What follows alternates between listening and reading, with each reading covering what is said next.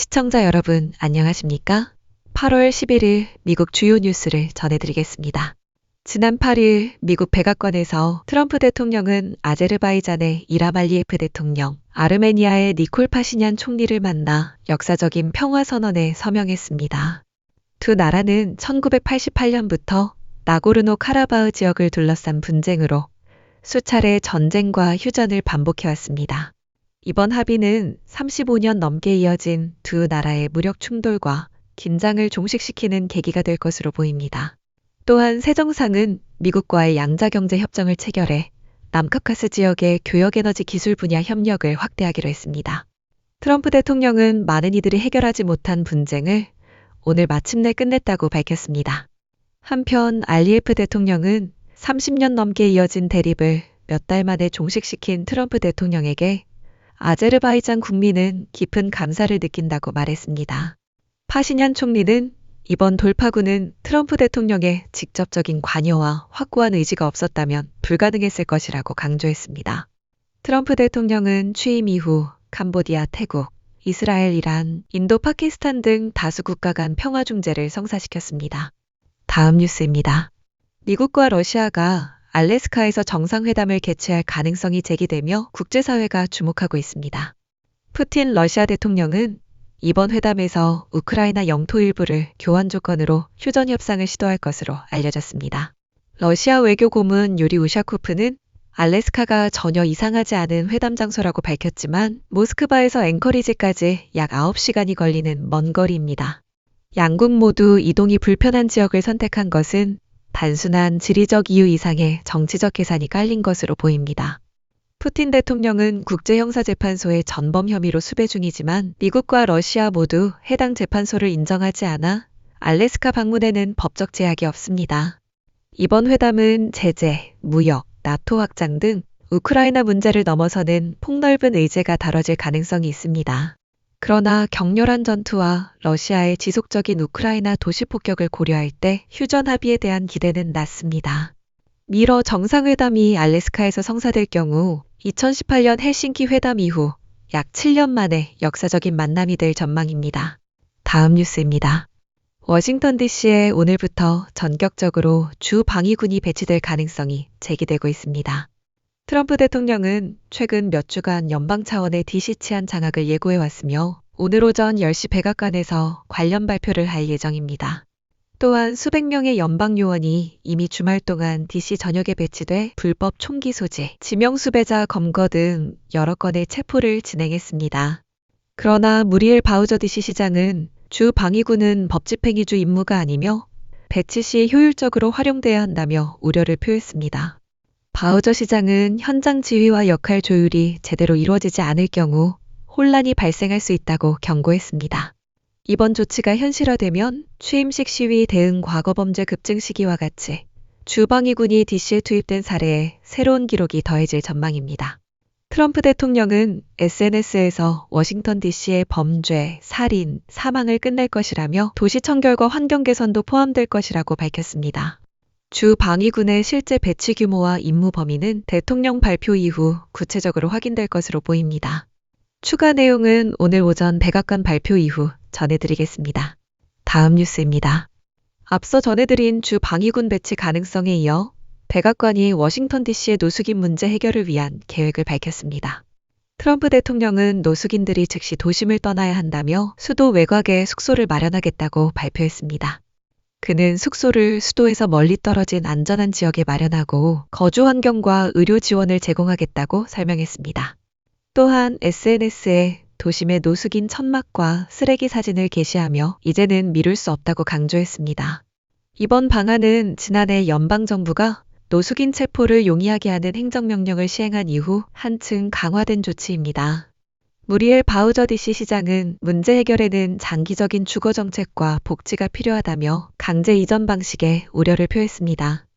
연방 자료에 따르면 DC의 노숙인 수는 약 3,782명이며 이 중 800명가량이 거리에서 생활하고 있습니다.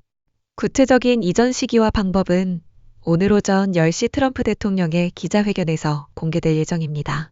다음 뉴스입니다. 워싱턴 포스트에 따르면 미국 트럼프 행정부는 한국과의 관세 협상에서 방위비 분담금을 국내 총생산 GDP 대비 3.8%까지 인상하는 방안을 검토했습니다.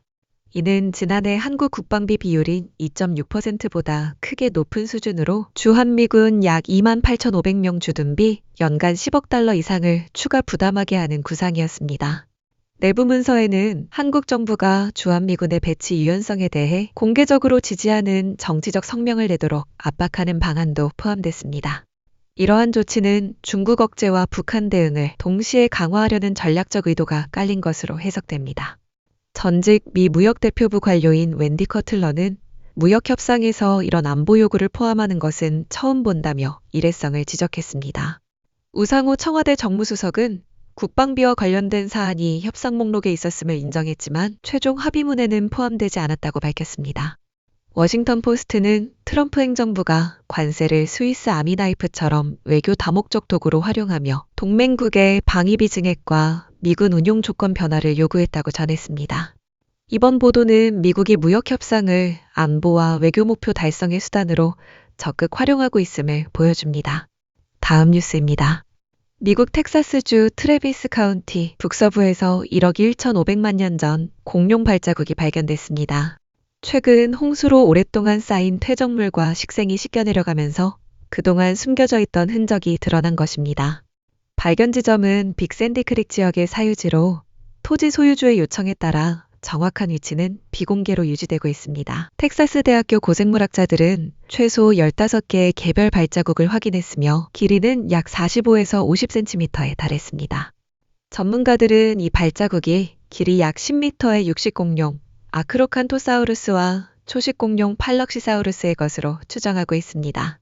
연구팀은 향후 3D 이미지와 지도 제작을 통해 공룡들이 무리를 지어 이동했는지 개별적으로 지나갔는지를 분석할 계획입니다.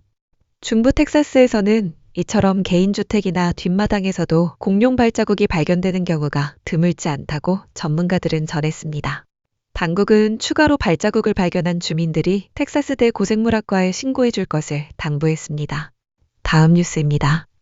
미국 로스앤젤레스에서 무장한 2명의 용의자가 여러 차량을 잇따라 강탈하며 한밤중 도심을 가로지르는 아찔한 추격전을 벌였습니다. 사건은 로스앤젤레스 카운티 보안당국이 도난 의심 픽업 트럭을 뒤쫓으면서 시작됐고 용의자들은 도주 중 2대의 차량 절도 시도에 실패한 뒤 대형 트럭을 빼앗아 질주했습니다. 추격 과정에서 용의자 중 1명은 역주행을 하며 경찰 차량에 총격을 가했고 대형 트럭 내부에서는 총기가 발견됐습니다. 해당 트럭은 위험물질이 아닌 우유를 운반 중이었으며 약 30분 후 로스앤젤레스 도심 인근에서 버려졌습니다. 이후 용의자들은 흰색 픽업 트럭을 다시 강탈해 보일 하이츠로 이동하며 위험한 도주를 이어갔습니다. 마지막으로 4번째 차량까지 강탈한 용의자들은 차량을 버리고 달아났고 경찰은 그들을 무장하고 매우 위험한 인물로 경고했습니다. 현재까지 체포자는 없으며 경찰과 보안관국, 고속도로 순찰대가 합동으로 수사를 이어가고 있습니다. 마지막 뉴스입니다. 미국 플로리다주에 사는 두시각장애 여성이 뉴올리언스에서 올랜도로 가는 사우스웨스트 항공편에 단둘이 탑승하는 황당한 일을 겪었습니다. 지난달 14일 브런과 테이트 씨는 약 5시간 지연 끝에 비행기에 오르자 자신들만 승객으로 남아있었다는 사실을 알게 됐습니다. 알고 보니 다른 승객들은 인근 게이트에서 출발한 다른 항공편으로 재배정됐지만 이들은 전혀 안내받지 못한 채 원래 게이트에서 기다리고 있었습니다. 미 연방교통부 규정에 따르면 항공사는 시각장애인 승객에게 지연 탑승 변경 시 신속하고 정확한 안내를 제공해야 하지만 두 여성은 이 의무가 지켜지지 않았다고 주장했습니다. 브런 씨는 다른 항공편이 있다는 말을 누구도 하지 않았다며 불만을 토로했습니다. 테이트 씨도 특히 장애인 승객과의 소통 방식에 개선이 필요하다고 지적했습니다. 사우스웨스트 항공 측은 승객을 잊었다거나 비행기를 다시 보냈다는 주장은 사실이 아니다라며 두 사람에게 $100 상당의 여행 상품권을 보상으로 제공했다고 밝혔습니다. 항공사는 불편을 끼쳐 죄송하다며 장애인 승객 지원 방안을 개선하겠다고 덧붙였습니다. 이상으로 오늘의 뉴스를 마칩니다. 시청해주셔서 감사합니다.